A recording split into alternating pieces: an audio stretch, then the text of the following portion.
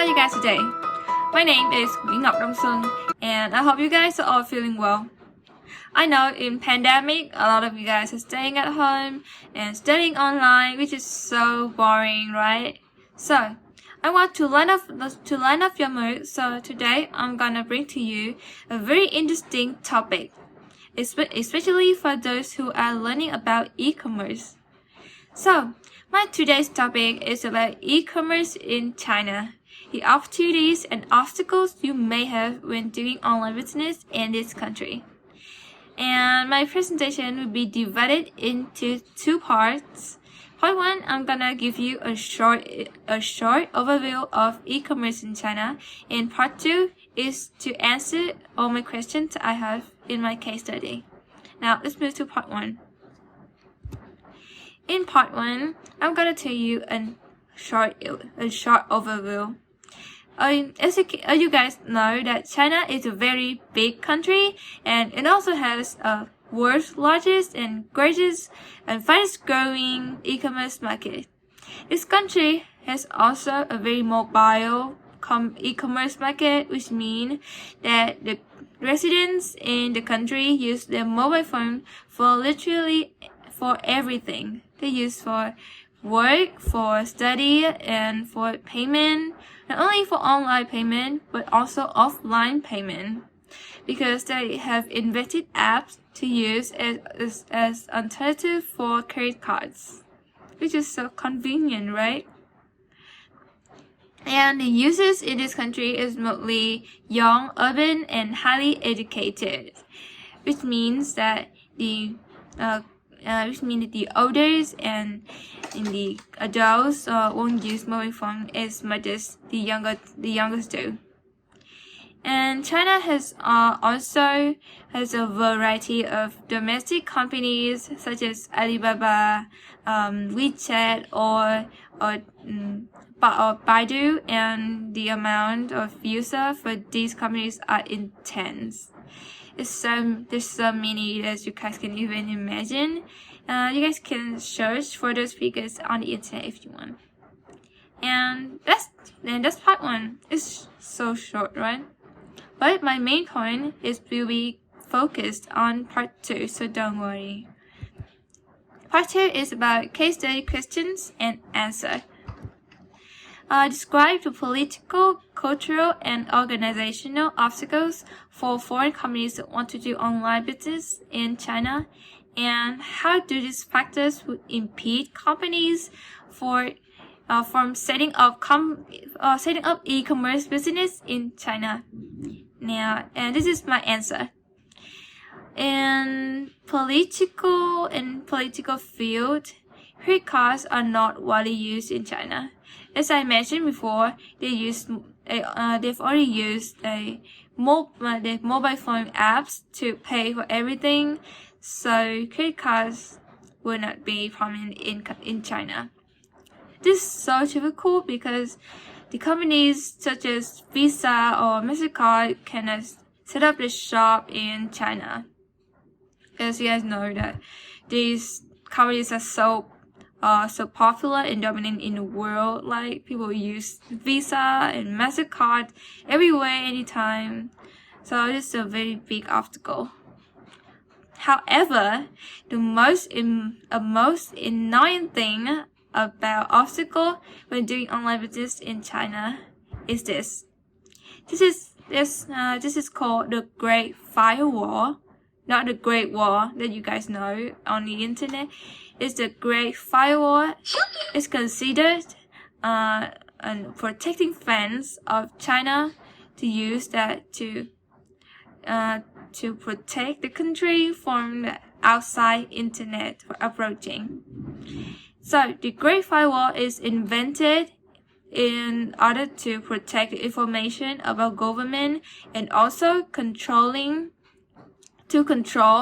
all the internet to control all the internet thing happening in the country. And the first obstacle for online business outsiders is to block or severely restricts access to many websites and tools. this will bring to a lot of obstacles and a lot of,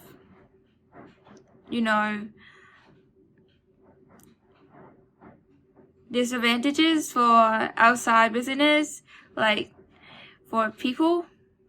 especially for people who are working in international company but are currently staying in China, and they cannot use their apps and website to connect outside the country, which is so bothersome, and it's not so very convenient for them. The second result is to deliver a message for those companies who want to do online business in China, is require them to adapt to domestic regulations. It's quite annoying, right? And here's a scenario in case you want to do e-commerce in China. Firstly, the Great Firewall will randomly block entire sites or networks during critical times, which means that you cannot use any websites or apps to do anything to do your business in critical times, and this will cause a lot of troubles when you need to do your business in rush. Secondly is heavy packet loss and high latency across international paths in particular. And what is a packet loss? A packet is an amount of data that is sent and received across the internet. And the third one is non-Chinese services are degraded or blocked, while corresponding Chinese services are not affected, such as Google, Facebook, or App Stores, etc. And the second point, and the second trouble that from the Great Firewall is to nurture domestic companies and reduce the appeal of products from foreign internet companies. So, companies that are so popular in China, which are Tencent or Alibaba and Baidu. These are three most popular and dominant apps in China. You can search for more information on the internet if you want. And also, inside the Great Firewall, people call them parallel universe.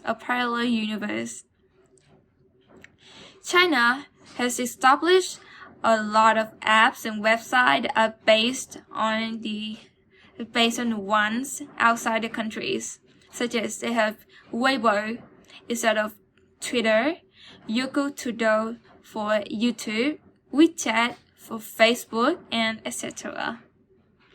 So, this leads to the result that Chinese people are no longer interested in visiting foreign websites because they only have enough, and they have to invest more in outside the country, right? And one more thing about this point is China know how to adapt and quickly create cheaper alternative for newest models outside the country.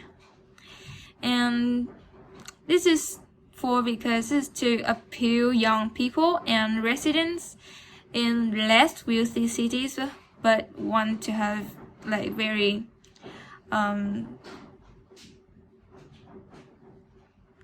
really beautiful models that is seen outside the country. We have, for example, some smartphone models like Vivo or Oppo, which are created so similar to Apple products or Samsung products. And this can lead to a very bad result that variety for products is limited for foreign companies who want to set up business in this country. And this one more thing that I want to tell you is cross-border shopper. To tell you is related to cultural field. It's cultural behavior of citizens in China. The cross-border shoppers appear to prefer items that are either too expensive or too scarce, too rare in their country. And people are not interested in bypassing government filters to visit foreign websites, even if they can, because in China there are a lot of tools that you can use to access to outside that protecting fans to visit the foreign websites. But mostly people don't want to do it because they only have Weibo, WeChat to do it instead of visiting them, right? And this is so difficult for foreign companies to attract customers in China because they don't know because they don't know whether their products can really attract and appeal people in China.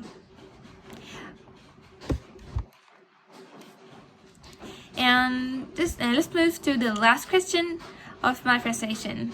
What would your companies need to do to create successful e-commerce presence in China? And explain. And this is my answer. First and foremost, you need to take permission from the government. There's a thing called the ICP license, and for ICP license you need to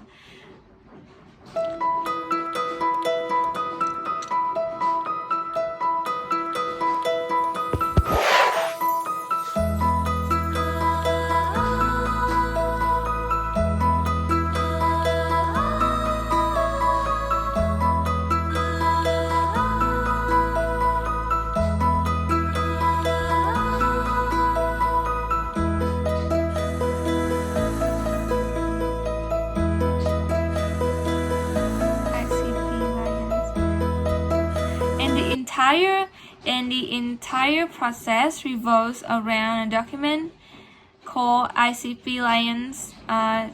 This is created by the Ministry of Industry and Information Technology. The grant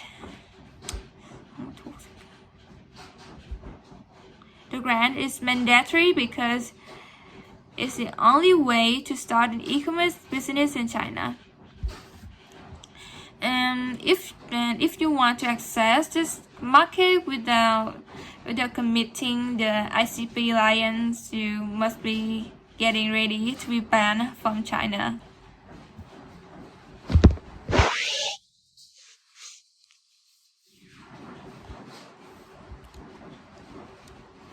And secondly, you need to make sure there's a market for your product in this country.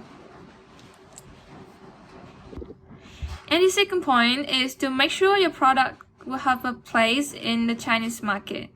So you need to evaluate and do research to check if your ideas and products is suitable in the Chinese market. So in-depth market research will be very needed. You need to make a full understanding for your customer's personality, and from that you can help develop or modify your product as per the needs of your targeted audiences. The third point is also very important. To create your unique selling proposition. To create it means you need to create a specific feature or characteristic of your product that will distinguish from all the related products available. The next point is to choose the right e-commerce platform. In order to do this well, I have a tip for you.